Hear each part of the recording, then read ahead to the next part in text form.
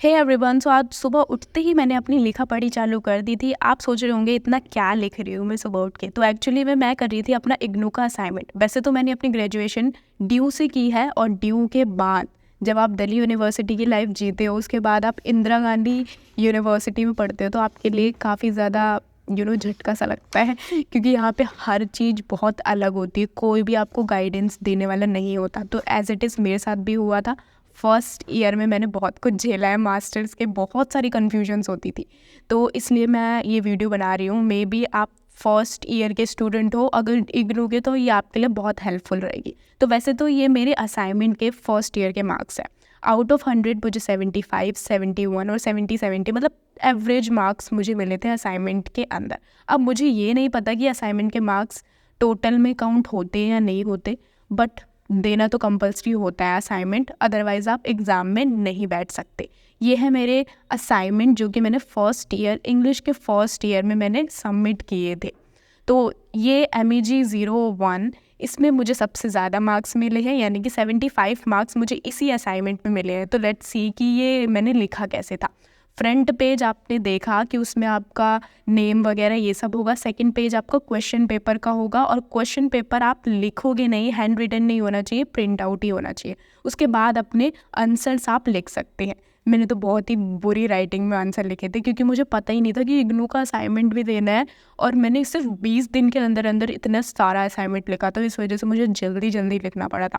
हर एक आंसर आप देख सकते हो मैंने कैसे लिखा है, ठीक है। कीवर्ड्स, कुछ वर्ड्स जो है वो हाईलाइट करो, जिससे कि जो पढ़ रहा है, जो रीड कर रहा है, उसको ईजी हो जाए पढ़ने में और अच्छे मार्क्स मिल जाए।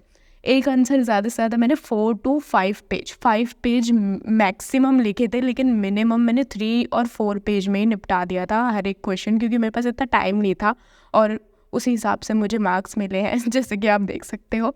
और ये है मेरा दूसरा असाइनमेंट, और ये मैंने कुछ रफ वर्क भी कर दिया है इसमें, और बाकी आप ये देख लो कि मैंने आंसर लिखा कैसे है एक्चुअली में, ठीक है। साफ़ सुथरी राइटिंग होनी चाहिए। मैंने हर चीज़, हर कोटेशन को मैंने हाईलाइट किया है, डायग्राम यूज़ किए हैं, ताकि लगे बच्चे को कि हाँ, ये पढ़ लिख के बच्चे ने बनाया है, ऐसी कहीं से टेपा नहीं है। तो वैसे तो अगर आप इग्नू के असाइनमेंट देखोगे तो आपको गूगल पे सर्च करोगे, पूरे पूरे क्वेश्चन, पूरा असाइनमेंट आपको मिल जाएगा। आप एज इट इज़ कॉपी करके उसको लिख सकते हो। तो सच बताऊँ तो मैंने फ़र्स्ट ईयर में ऐसा ही किया था, क्योंकि मुझे पता ही नहीं था असाइनमेंट के बारे में। तो इस वजह से मैंने तुरंत कॉपी किया और लिखा 20 दिन के अंदर अंदर, और सबमिट कर दिया। लास्ट डे पर सबमिट किया था।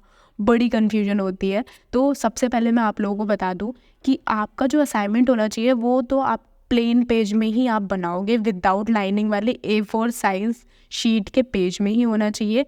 आपके असाइनमेंट के पहले के 2 पेजेस कौन से होने चाहिए, पहले में नेम वगैरह, इसका आपको मैं लिंक डिस्क्रिप्शन में डाल दूँगी, वहाँ से आप प्रिंट आउट निकाल सकते हो। और सेकंड पेज आपका जो असाइनमेंट होगा उसके क्वेश्चन पेपर का प्रिंट आउट ये लगाना है। उसके बाद आपको आंसर लिखना है।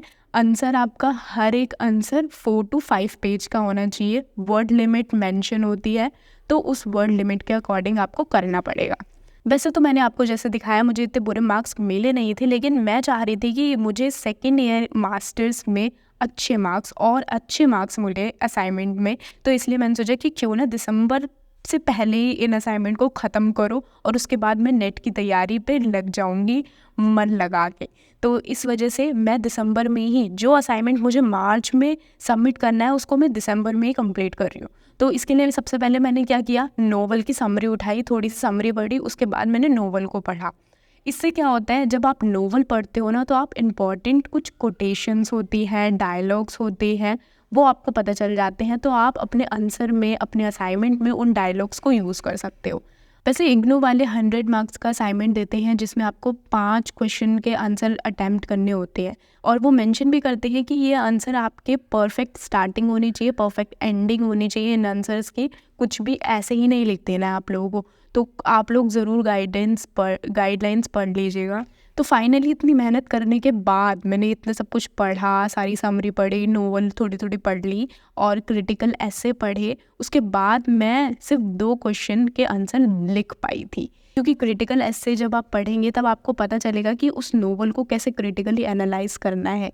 वैसे ये बात उन लोगों के लिए है जो कि इंग्लिश ऑनर्स या इंग्लिश लिटरेचर के स्टूडेंट हैं। और बाकी अगर आप किसी और सब्जेक्ट की स्टूडेंट हो और ये वीडियो देख रहे हो तो यार आप अपने अकॉर्डिंग कर लेना, मुझे नहीं पता इतना कुछ भी, ठीक है। तो बस आपको ये पता चलना चाहिए कि असाइनमेंट लिखना कैसे है इग्नू का, और मैंने कैसे किया था इग्नू का असाइनमेंट। तो मैंने बताया कि पहले मैंने फर्स्ट ईयर के असाइनमेंट मैंने 4 पेजेस के आंसर लिखे थे, लेकिन सेकेंड ईयर में मैं 6 पेजेस के 5 to 6 पेजेस के आंसर मैं लिख रही हूँ इस बार असाइनमेंट में। तो देखते हैं कि कैसे मार्क्स मिलते हैं मुझे असाइनमेंट में। जब भी मुझे मिलेंगे अपने असाइनमेंट के मार्क्स तो मैं आप लोगों के साथ ज़रूर शेयर करूँगी, ठीक है। तो ये 2 क्वेश्चन कुछ मैंने इस तरीके से लिखा है, बिल्कुल क्लियर वर्डिंग, साफ सुंदर वर्ड्स में लिखा है। और सबसे पहली चीज़, मैंने अपने दोनों आंसर्स को कोटेशन से स्टार्ट किया है और कोटेशन से ही एंड किया है। इससे काफ़ी अच्छा और काफ़ी अट्रैक्टिव लगता है आंसर।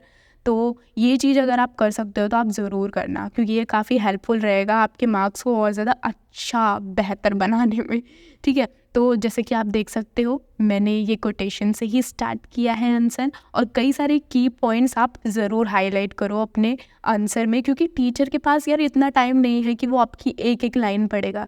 आप इंपॉर्टेंट पॉइंट्स हाईलाइट करोगे तो टीचर सिर्फ उसी इंपॉर्टेंट पॉइंट को पढ़ेगा, उसके आगे पीछे का पूरा आंसर पढ़ने का किसी के पास भी टाइम नहीं होता। और अगर आप डायग्राम बनाओगे तो लगेगा कि हाँ अच्छा है, ये बच्चा जो है वो पढ़ने लिखने वाला बच्चा है।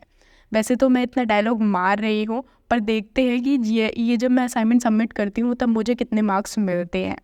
वैसे तो मैं ये वीडियो सिर्फ इसलिए बना रही हूँ क्योंकि जब मैं फ़र्स्ट टाइम मैं खुद असाइनमेंट सबमिट कर रही थी तो मुझे बड़ी कन्फ्यूज़न थी कि असाइनमेंट कैसे बनाऊँ इग्नू का, सबमिट कैसे करूँ, क्या क्या चीज़ें दूँ। वैसे मैं आपको बता दूँ, फ़िलहाल तो अभी ऑनलाइन ही सबमिट हो रहे हैं, लेकिन कई कॉलेजेस ऐसे होते हैं जो ऑफलाइन सबमिट करती हैं असाइनमेंट को।